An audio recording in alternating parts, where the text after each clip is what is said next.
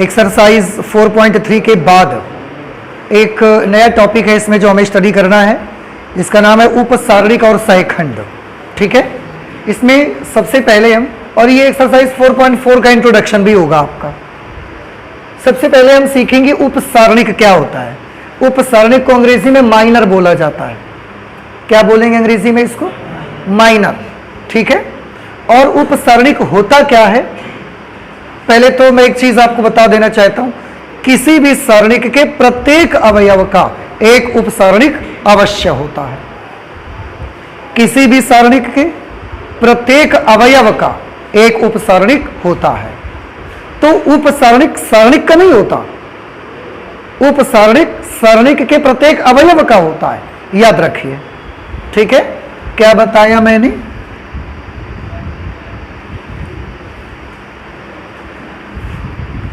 किसी सारणिक के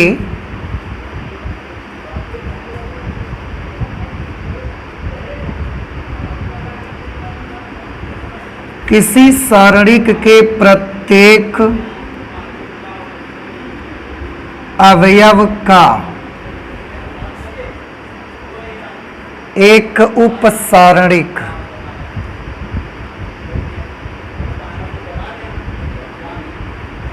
मतलब माइनर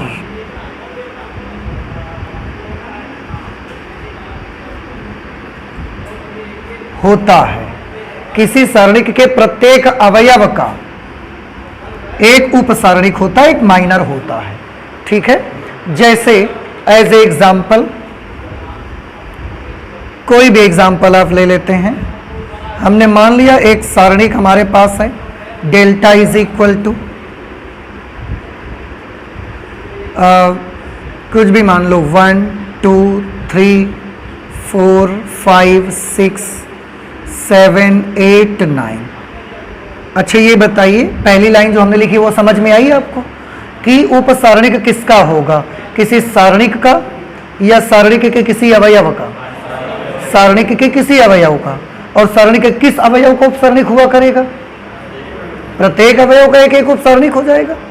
ठीक है, अब जैसे हमने ये एक सारणिक ले लिया, ये हमारा एक डिटर्मिनेंट है। अब अगर हम चाहें तो हम ये कह सकते हैं इसमें कितने अवयव हैं बताइए? 9 अवयव हैं टोटल। तो इस सारणिक के 9 अवयवों में से हर अवयव का एक एक उपसारणिक हो सकता है। समझ में आया?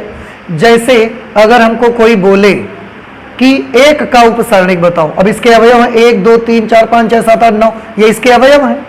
तो अगर अवयवों का उपसारणिक होता है तो एक का उपसारणिक भी होगा, 2 का होगा, 3 का, 4 का, सबके होंगे। तो फिर एक का उपसारणिक पहले बताइए। एक का उपसारणिक मतलब एक का माइनर। देखो ध्यान से, सबसे पहली बात तो इस अवयव का उपसारणिक निकालना है। सिंबल क्या होगा इसको सीखिए। उपसारणिक को हम हमेशा कैपिटल एम से प्रदर्शित करेंगे। पहले तो एक चीज ये समझ लीजिए, माइनर कहते हैं ना अंग्रेजी में इसको। तो उपसारणिक को प्रदर्शित करने का हमारे पास सिंबल क्या है? Capital M. और देखिए, क्या सभी अवयवों के उपसारणिकों के लिए कैपिटल एम लगाएंगे? ऐसा नहीं है, सबके लिए अलग अलग सिंबल है। जैसे क्या आप बता सकते हैं ये एक हमने जहां से लिया है उस जगह का एड्रेस बता सकते हैं आप मुझे? 1 1, वेरी गुड। फर्स्ट रो है, फर्स्ट कॉलम है, इसलिए हम इसको क्या लिखेंगे? M11। कुछ बात समझ में आई आपको? तो ये फर्स्ट रो और फर्स्ट कॉलम में जो एलिमेंट पड़ता है उसका उपसारणिक लिख रहे हैं। कैसे लिखेंगे? उसके लिए हम एक छोटा सा सारणिक बनाएंगे और आपको करना बस इतना है, जिसका उपसारणिक निकाल रहे हो क्षैतिज और ऊर्ध्वाधर दोनों तरफ से उसको छुपा लीजिए, उसको हटा दीजिए। जो बचे बस उसको नोट कर लीजिए। क्या बचेगा यहां? 5 6 8 9, बस आ गया उपसारणिक। आप चाहें तो इसको कैलकुलेट कर सकते हैं। कैलकुलेट करोगे तो क्या वैल्यू मिलेगी बताओ? इसका गुणा इससे करेंगे, 9 पंचे 45 और 8 छंग 48, इस तरह से M11 की वैल्यू कितनी आ गई? -3। अब बताइए इस सरणी के अवयव 1 का उपसरणी निकालना समझ आया? सिंबल बनाना समझ में आया कि नहीं आया? आ गया। तो अगर आपको यह समझ में आ गया तो प्लीज मुझे बताइए, इसका एक एलिमेंट 7 भी तो है, 7 का उपसारणिक। सबसे पहले सिंबल बताइए। M, ये 7 का एड्रेस क्या है? 3rd रो, 1st कॉलम। पहले रो लिखी जाएगी, बाद में कॉलम लिखा जाएगा। 3rd रो, 1st कॉलम, 3 1। नहीं समझ आया? बताइए क्या वैल्यू मिलेगी? दोनों तरफ से 7 को हटा देना है आपको। 2 3 5 6, 2 3 5 6। इस तरह से M31 की वैल्यू क्या आएगी बोलो? 6 दूना 12 -5 3 15 -3। ये समझ आया कि नहीं आया आपको? ठीक। और किसी का बताइए। 5 का उपसारणिक बताइए भाई हमें। 5 उपसारणिक को प्रदर्शित किससे करेंगे बोलिए? M लिखा हमने, और क्या लिखा जाए? रो नंबर बताइए 5 का, 2। कॉलम, कॉलम भी दूसरा है, तो इसका एड्रेस होगा या इसका सिंबल होगा M22। Second row, second column, second row, second column में 5 है ना, दोनों तरफ से 5 को ढक दीजिए, ऐसा भी और ऐसा भी। क्या बचेगा? 1 3 7 9, 1 3 7 9। अगर हम ये M22 कैलकुलेट करेंगे तो पहले इसका गुणा इससे होगा, तो 9 -7 या 21। इस तरीके से M22 की वैल्यू आ जाएगी -12। समझ आया कि नहीं आया आपको? तो अब मुझे और भी एग्जाम्पल देने की जरूरत है क्या? इसका आ जाएगा आप सब पूरा आपको। तो इसको बोलते हैं माइनर उपसारणिक, इसको कहा जाता है। एक इसी में और चीज निकालना आपको बताया जाएगा जिसका नाम है सायखंड, कोफैक्टर। उसको देखिए क्या होता है। कोफैक्टर, कोफैक्टर को किससे रिप्रेजेंट करते हैं? तो मैं आपको बताऊं कि कोफैक्टर को रिप्रेजेंट करने के लिए हम कैपिटल A का इस्तेमाल करते हैं। कोफैक्टर का सिंबल क्या बनाते हैं? Capital A, IJ। AIJ का मतलब है number of row, number of column. वो तो जैसे हम इसमें लगाते थे वैसे हमें वहां भी लगाना पड़ेगा।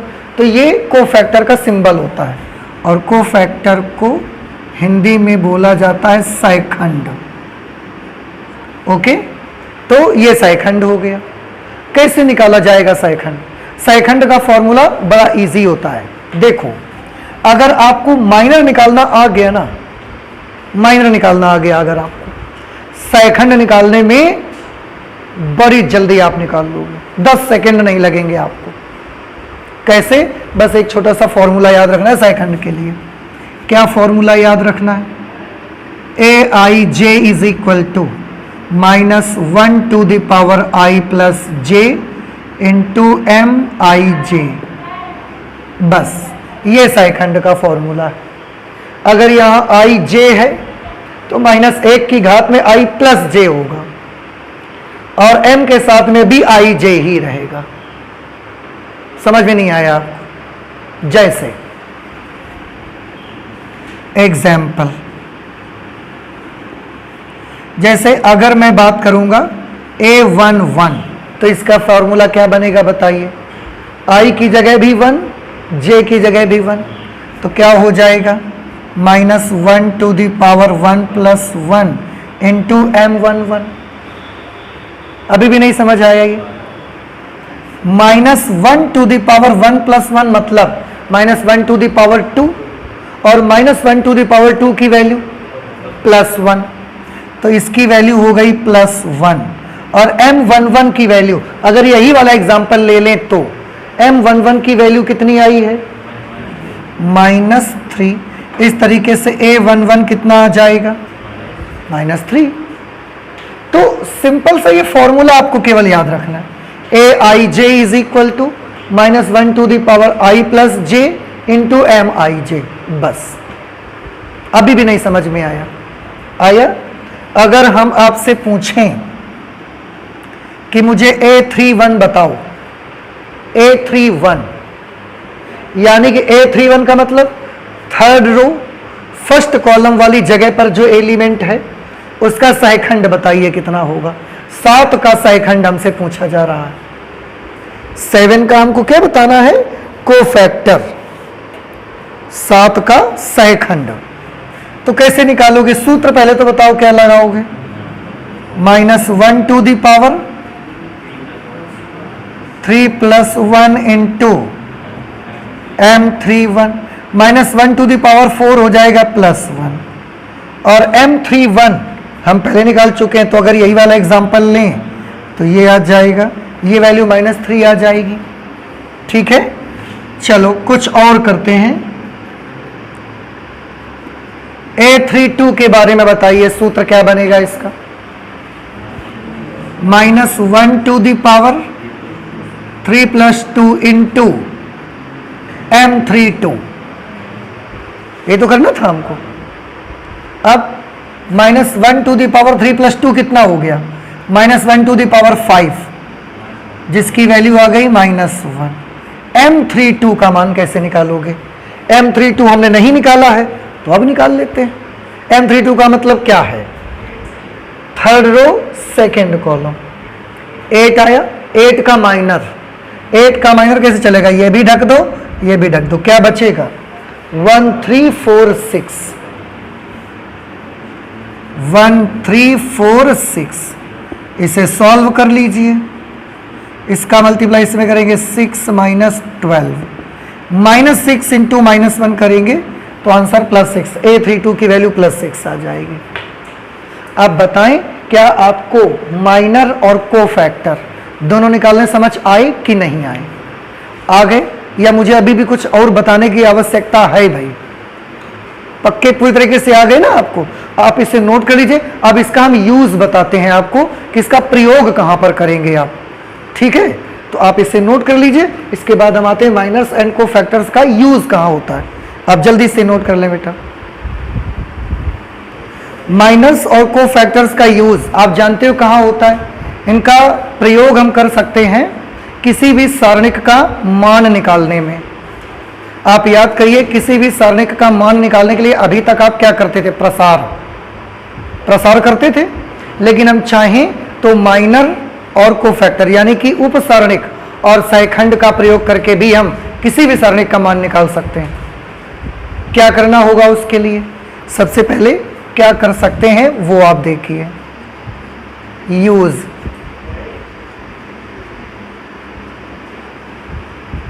उपसारणिक और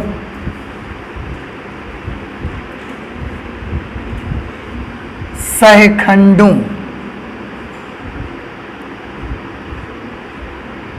उपसारणिकों और सहखंडों के प्रयोग से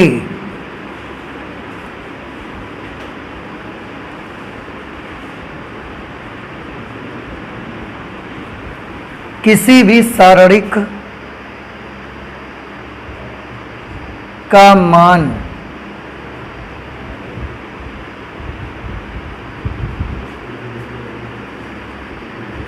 ज्ञात किया जा सकता है। ठीक है, कैसे ज्ञात कर सकते हैं? तो फिर अब जब ये पता लग गया कि उपसारणिक और सहखंडों के प्रयोग से हम किसी भी सारणिक का मान ज्ञात कर सकते हैं, तो फिर मन में क्वेश्चन आया कि आखिरकार कैसे कर सकते हैं। उसके लिए आपको एक काम करना है, किसी भी सारणिक की कोई भी एक पंक्ति या कोई भी एक स्तंभ ले लीजिए। कोई भी एक पंक्ति या कोई भी एक स्तंभ, जो आपको मर्जी हो। फिर उसके अवयवों को उसी अवयव के संगत सहखंड से गुणा करवाते जाइए। और सबको आपस में जोड़ दीजिए तो सारणिक का मान निकल आएगा। कैसे, थोड़ा ध्यान से देखिए। जैसे हमारे पास एक सारणिक है, इसके ये एलिमेंट है A11, A12, A13, A21, A22, A23, A31, A32, A33। ठीक है, मैंने क्या बताया, किसी भी सारणिक के किसी भी पंक्ति अथवा स्तंभ के अवयवों को उनके संगत सहखंडों से गुणा करके अगर आप जोड़ देंगे तो सारणिक का मान निकल आएगा। जैसे कोई भी ले लो, यहां पर पंक्ति है कोई भी स्तंभ, अगर आप R1 लेना चाहते हो तो R1 का पहला एलिमेंट कौन है? R1 का पहला एलिमेंट A11 है। हमने क्या बोला आपको, देखो पहले समझो फिर से, चाहे जो सारणिक लो चाहे जो स्तंभ ले लो, उसके लिए कोई मना नहीं है, आप चाहे जो कुछ करो। जो भी लेना उसके दो चीजें लेते चले जाना है, एक तो उसका एलिमेंट लेना है आपको, अवयव ले लेना, और उसी अवयव का क्या लेना है? सहखंड, उसी अवयव का सहखंड, और दोनों को आपस में क्या कर दो, फिर अगला एलिमेंट लो, जिस पंक्ति को ले रहे हो या स्तंभ को ले रहे हो उसका सहखंड ले लो, गुणा कर दो, फिर अगला एलिमेंट लो, उसका सेकंड ले लो, गुणा कर दो, जोड़ दो। तीन ही तो होते हैं एक साइड में, एक साइड में चाहे R1 लोगे, C1 लोगे, चाहे जो कुछ लोगे, तीन अवयव मिलेंगे 3/3 का अगर डिटर्मिनेंट है तो।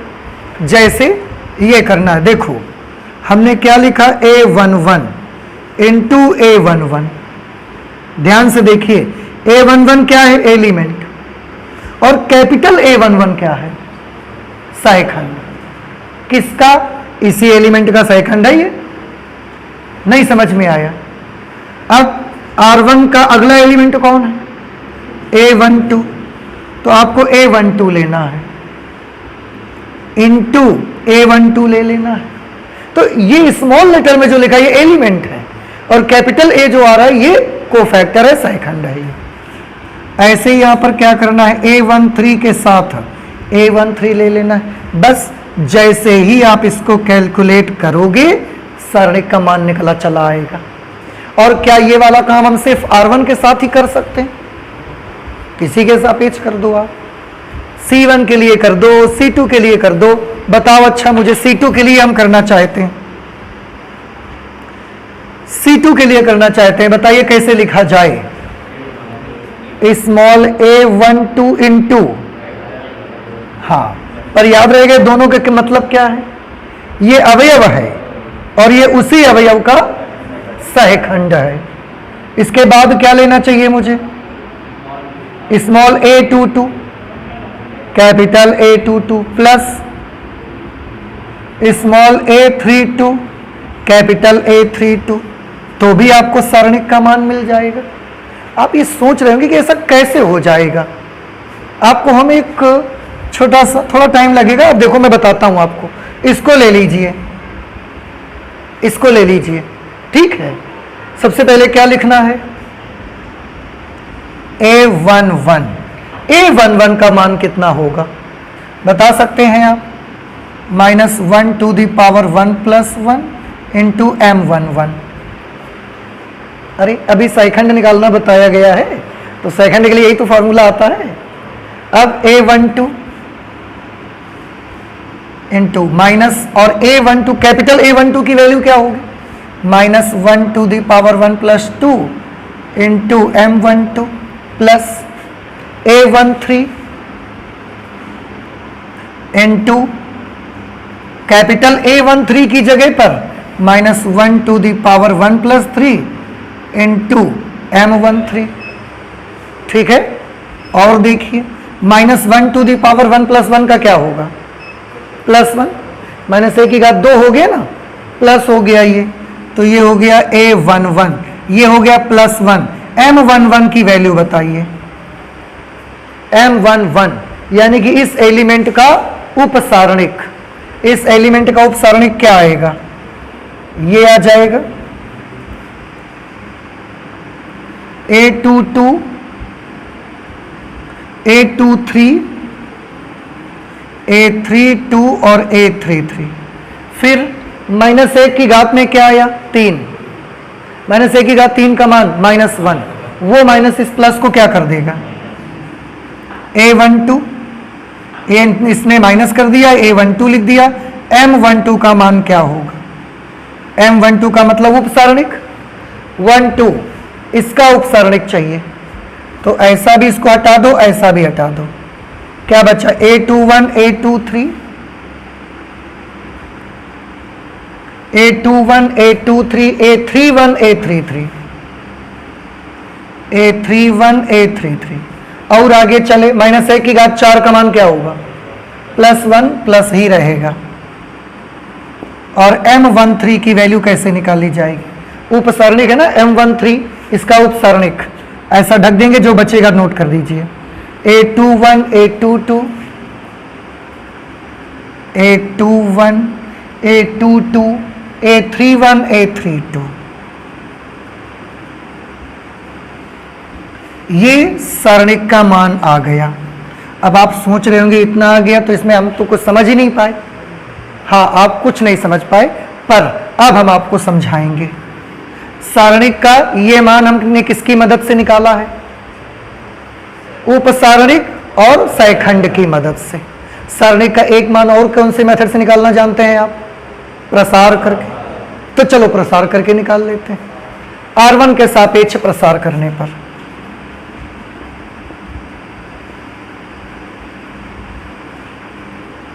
R1 के सापेक्ष प्रसार करने पर R1 का पहला एलिमेंट कौन है? डायगोनल है कि नॉन डायगोनल? प्लस होगा कि माइनस? तो हम A11 लिखेंगे इनटू, दोनों तरफ से A11 ढका जाएगा। A22 A23, A22 A23, A32 A33। R1 का अगला एलिमेंट कौन सा है? A12। पॉजिटिव कि नेगेटिव? नेगेटिव, क्योंकि नॉन डायगोनल है, तो माइनस, और एलिमेंट भी लिख देंगे A12। अब क्षैतिज और ऊर्ध्वाधर A12 को ढक लीजिए, ऐसे और ऐसे A12 ढक जाएगा। A21 A23, A21 A23, A31 A33। ठीक। R1 का अगला एलिमेंट कौन है? A13। A13 लिखना है, प्लस की माइनस, क्योंकि डायगोनल एलिमेंट है, तो प्लस A13। अब दोनों तरफ से A13 को ढकना है। A21 A22, A31 A32। मिलाओ। क्या महसूस कर रहे हैं आप? ये और ये चीज तो एक ही है। तो इसका मतलब है हम जो मेथड लगा रहे हैं ये कोई नया मेथड नहीं है, नया मेथड नहीं है, है वही चीज जिसमें प्रसार करके निकालते थे। बस अब फर्क इतना हो गया है कि वही काम हम लोग उपसारणिक और सहखंड की मदद से करने लगे, लेकिन ये तरीका है उसको करने का। अब आप बताएं, ये मेथड आपको समझ आ गया कि नहीं आ गया? आ गया। बस इतना सा ही इसका इंट्रोडक्शन है। अगर आपको ये समझ आ गया तो आप इससे रिलेटेड क्वेश्चन कर सकते हैं। तो आप इसे नोट कर लीजिए। हम एग्जाम्पल सबसे पहले करते हैं। कौन सा एग्जाम्पल मिलेगा? सबसे पहले 19 नंबर मिलेगा हमको। ठीक है, चलिए आप एक काम करें, जल्दी से नोट करें, इसके बाद हम लोग एग्जाम्पल्स करते हैं। एक चीज तो ये, आपने अभी उपसारणिक निकाला है। किसी भी सारणिक के किसी भी अवयव का जब आप उपसारणिक निकालने जाओगे तो वो जो उपसारणिक निकलता है उसका भी तो एक क्रम होता है कोई। जैसे अभी हमने जो एग्जाम्पल लिया था, उस एग्जाम्पल में जो सारणिक हमने लिया था वो किस क्रम का सारणिक था? 3/3 क्रम का सारणिक था। 3×3 क्रम का सारणिक था कि नहीं था? उसके किसी भी अवयव का आप उपसारणिक निकाला आपने, 2-3 अवयवों के उपसारणिक निकाल के हमने दिखाए। उन उपसारणिकों का क्रम क्या आ रहा था, याद है किसी को? आपने नोट किया होगा, चेक करो जरा।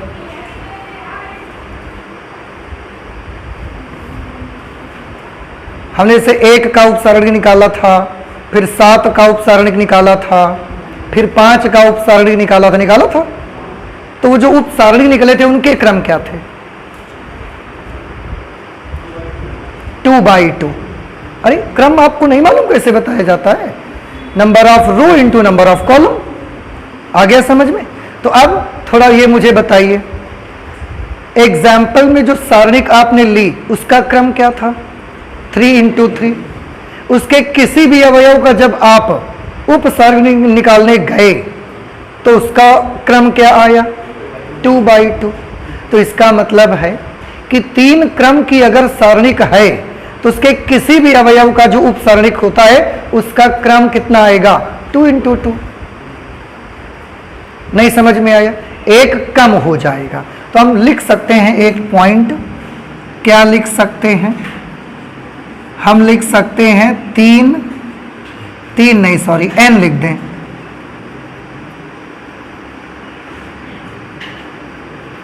n क्रम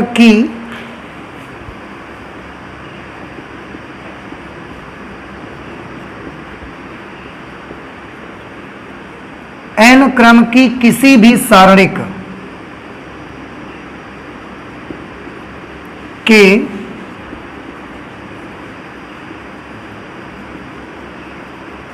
किसी भी अवयव का n क्रम की किसी भी सारणी के किसी भी अवयव के उप सारणिक का क्रम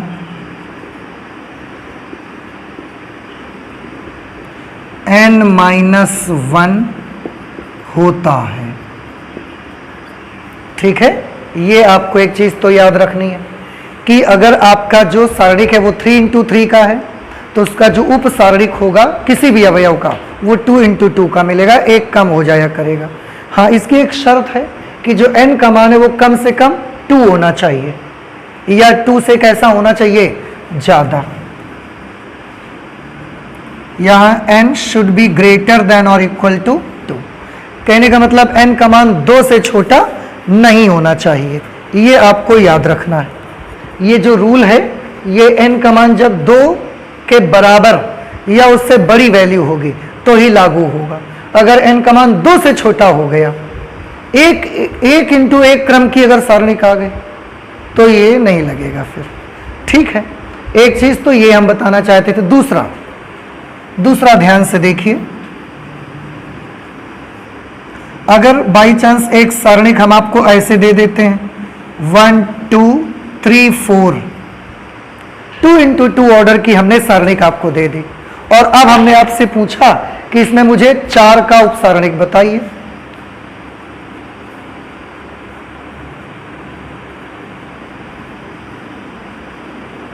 चार का उप सारणिक सिंबल बताओ पहले तो। 4 के उप सारणिक का सिंबल क्या बनेगा?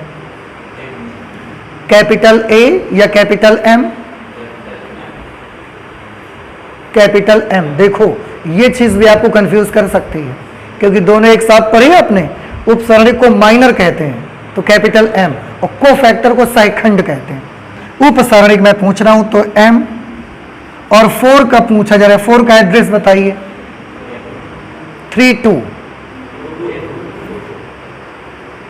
सेकेंड रो सेकेंड कॉलम है ना, तो M22 और M22 की वैल्यू बताइए। कैसे निकालेंगे? दोनों तरफ से 4 ढका जाएगा, ऐसे भी और ऐसे भी। क्या बचेगा? तो 1 लिखें ऐसे या 1 लिखें ऐसे, क्या लिखना चाहिए बताइए भाई। आपने इधर से भी 4 को कवर कर दिया, इधर से भी 4 ढक दिया, अब क्या बचा? 1 बचा। तो ऐसे 1 लिखें कि ऐसे लिखें? ऐसे वाला लिखा जाए। हाँ बिल्कुल सही है। हालांकि इसकी वैल्यू भी 1 आएगी, इसकी वैल्यू अगर कोई पूछे तो क्या आएगी? इसकी वैल्यू भी 1 आएगी, लेकिन क्योंकि आप उप सारणिक लिख रहे हो तो ये सही है। नहीं समझ में आया? उप सारणिक लिख रहे हो तो सारणिक दिखना तो चाहिए कि सारणिक है। अभी भी नहीं समझ पा रहे हैं आप? आया? हालांकि इसकी वैल्यू 1 आ जाएगी, बात अलग है, लेकिन ऐसा लिखना सुइटेबल है, ऐसा लिखना ज्यादा अच्छा है। उप सारणिक क्योंकि आप लिख रहे हैं। समझ आया? तो ये एक दो पॉइंट थे जो बताना चाहता था मैं आपको। ठीक है, एग्जाम्पल करते। एग्जाम्पल नंबर 19 सबसे पहले करेंगे।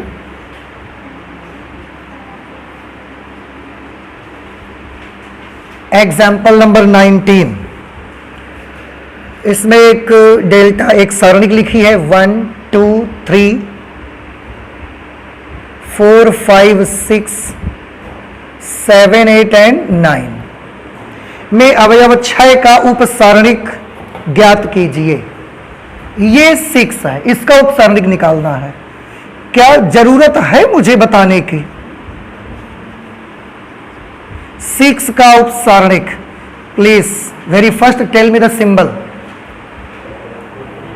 M23, very good. अब क्या करा जाए? 6 को दोनों तरफ से ढक दीजिए, ऐसे भी और ऐसे भी। क्या बचेगा? 1 2 7 8। सॉल्व करिए। पहले ये मल्टीप्लाई होगा तो 8 minus 7 2 jar 14, this will become -6। ठीक है, तो ये 6 का उपसारणिक हमने निकाल लिया है। ओके, ये क्वेश्चन नंबर एग्जाम्पल नंबर हमने 19 कर दिया। आप नोट कर लें, इसके बाद एग्जाम्पल नंबर 20 पर आते हैं। ओके, एग्जाम्पल नंबर 20 पे देखिए, लिखा है सारणिक एक बनी है, उसमें लिखा है कि सभी अवयवों के उपसारणिक व सहखंड ज्ञात करिए। सभी के उपसारणिक पता लगाने और सहखंड भी पता लगाने हैं। तो देखो, सबसे पहले हम 1 का उपसारणिक निकाल लेते हैं। सभी अवयवों के करने हैं ना आपको। 1 का उपसारणिक बताइए, सिंबल बताइए क्या होगा इसका? M11। वैल्यू क्या होगी? इधर से भी 1 ढक देंगे, इधर से भी 1 ढकेंगे, क्या आएगा? 3। और इसकी वैल्यू कितनी आएगी? 3। फिर -2 का उपसारणिक, -2 का उपसारणिक, अगला एलिमेंट -2 ले लिया हमने। इसकी उपसारणिक को प्रदर्शित कैसे करोगे? First row second column, M12। दोनों तरफ से -2 अगर कवर कर दोगे तो क्या आ जाएगा? डिटर्मिनेंट 4। इसकी वैल्यू क्या होगी? 4। फिर 4 का उपसारणिक प्रदर्शित किससे करोगे? M21, second row first column. क्या लिखा जाएगा? डिटर्मिनेंट -2। इसकी वैल्यू बताइए क्या होगी? डिटर्मिनेंट ऑफ -2 है, इसकी वैल्यू बोलिए क्या मिलेगी? -2 की +2, -2। Very good. क्यों? क्योंकि ये मॉड नहीं है, ये डिटर्मिनेंट है। 3 का उपसारणिक बताइए, सिंबल पहले M22, second row second column. दोनों तरफ से 3 को अगर कवर करोगे तो ये 1 आ जाएगा, इसकी वैल्यू 1 हो जाएगी। अब हमको उपसारणिक पता लगाने हैं, तो हम 1 का उपसारणिक निकालते हैं पहले।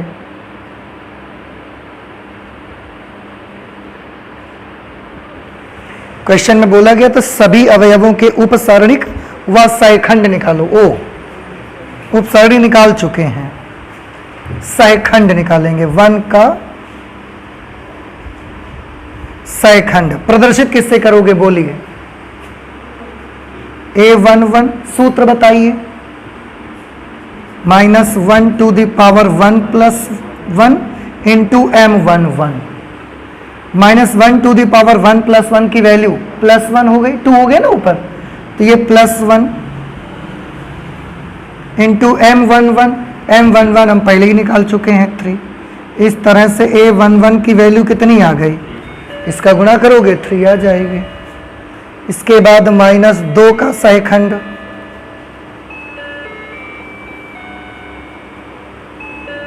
-2 के सहखंड को किससे प्रदर्शित करोगे? A12। A12 का सूत्र -1 to the power 1 + 2 into M12।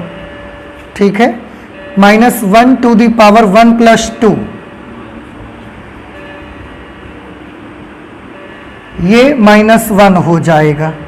और M12 हम ऑलरेडी निकाल चुके हैं 4। इस तरह से A12 की वैल्यू कितनी आ जाएगी, -4। अब 4 का सैखंड,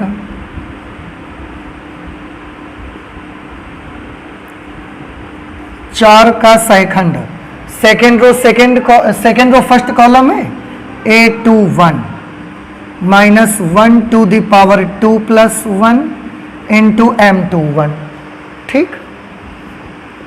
इसकी वैल्यू -1 टू द पावर 3 -1 और M21 की वैल्यू हमने निकाली है -2। दोनों का मल्टीप्लाई हो जाएगा आपस में तो +2 हो जाएगा A21 की वैल्यू। इसके बाद 3 का सैखंड निकालना है। 3 का सैखंड, 3 का एड्रेस है 2 2, सेकेंड रो सेकेंड कॉलम। तो A22 is equal to -1 to the power 2 + 2 into M22, -1 to the power 4 की value +1 and M22 we have find out already 1, multiply कर दोगे 1 A22। तो इस सरणी के सभी अवयवों के हमने क्या निकाल लिए, उपसरणिक भी निकाल लिए और सभी अवयवों के हमने सैखंड भी निकाल लिए। अभी भी आपको नहीं समझ आ रहा है?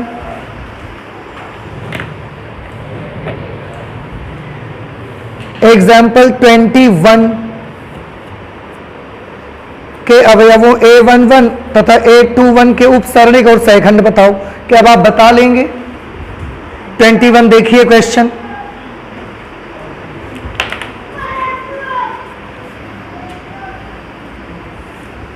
एग्जाम्पल नंबर 21,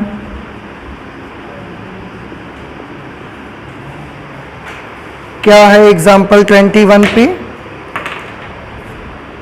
एक डिटर्मिनेंट है A11, A12, A13, A21, A22, A23, A31, A32, A33, ये सारणिक दिया गया है। उन्होंने बोला कि अवयवों A11 और A21 के उपसारणिक और सैखंड ज्ञात करो। कर लेंगे कि नहीं कर पाएंगे आप? किसका किसका? A11 का। देखो सबसे पहले A11 का उपसारणिक,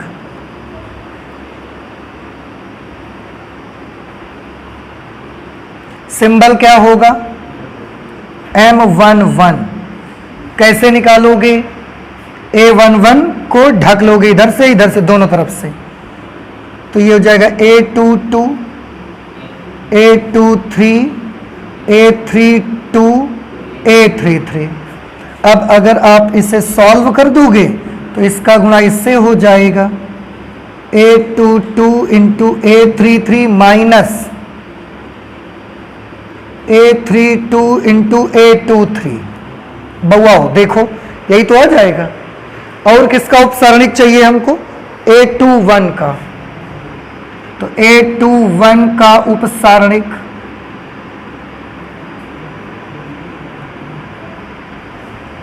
A21, ये है A21। A21 के उपसारणिक का सिंबल बताओ क्या होगा? M21, second row first column. इसी को ढक लो, जो बचे लिख दो। ऐसे भी ढक गया, ऐसे भी ढक गया। A12, A13, फिर A32, A33, A32, A33। इसको सॉल्व कर दीजिए। तो M21 की वैल्यू, पहले इसको इससे मल्टीप्लाई करेंगे तो ये आएगा A12 into A33 minus A32 into A13। ठीक, ये M21 की वैल्यू निकल करके आ गई। तो हमने A11 और A21 दोनों के क्या निकाल लिए? उपसारणिक। इनके सैखंड भी चाहिए, तो A11 का सैखंड, सैखंड का सिंबल क्या होगा? Capital A11। कैपिटल A11 की वैल्यू कैसे निकलेगी? -1 to the power 1 + 1 into M11। -1 to the power 1 + 1 का मान क्या आएगा? प्लस ये 2 आ जाएगा तो -1 to the power 2 plus 1 into, और M11 हम पहले निकाल चुके हैं, देखो ये A22 A33 minus A32 A23।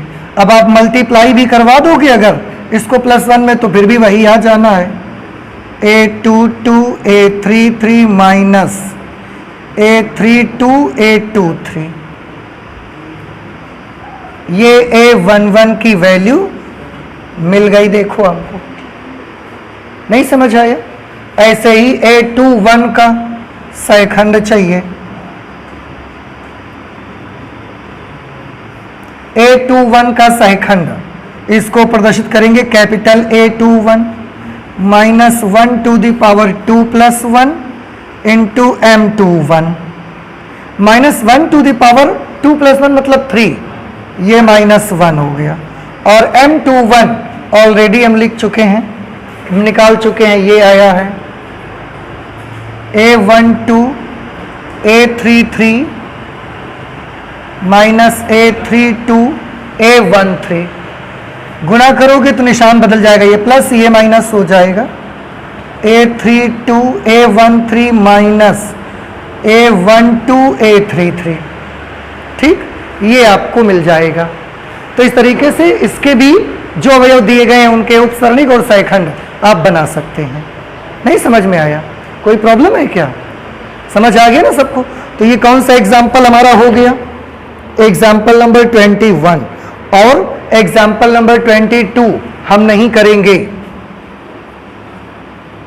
क्या ख्याल है, सही कर रहे हैं कि नहीं सही कर रहे हैं हम?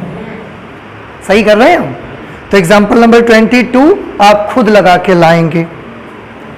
एग्जाम्पल नंबर 22 में एक सारणिक दिया गया है 2 -3 5 6 0 4 1 5 -7। उन्होंने लिखा हुआ है कि सारणिक के अवयवों के उपसारणिक और सहखंड ज्ञात करो। जितने भी एलिमेंट हैं सब के पहले उपसारणिक निकाल लेना, इसके बाद सब के फिर क्या निकाल लेना? सहखंड निकाल लेना। समझ आई बात आपको? नहीं समझ आया? तो इस तरीके से आपको कैलकुलेशन करनी है इसकी। तो ये आपको स्वयं करना है, इसको हम सॉल्व नहीं करेंगे। डू योर सेल्फ, अर्थात विद्यार्थी गण स्वयं हल करें। ठीक है? और इसके बाद एक्सरसाइज 4.4 आ जाएगी आपकी। तो एक्सरसाइज 4.4 को हम सॉल्व करेंगे नेक्स्ट क्लास पे। आप कोशिश करके जरूर लाइए, आपको आ जाएंगे सारे क्वेश्चन। बस 5 क्वेश्चन है, बड़े आसान से, तो बड़ी जल्दी ये हो जाएगा। ठीक है? तो आज मैथमेटिक्स में हम इतना ही रख लेते हैं, आगे और भी पढ़ाई करेंगे लेकिन नेक्स्ट क्लास पे। ठीक है? तो चलते हैं, मिलते हैं अगली क्लास पे। Thank you.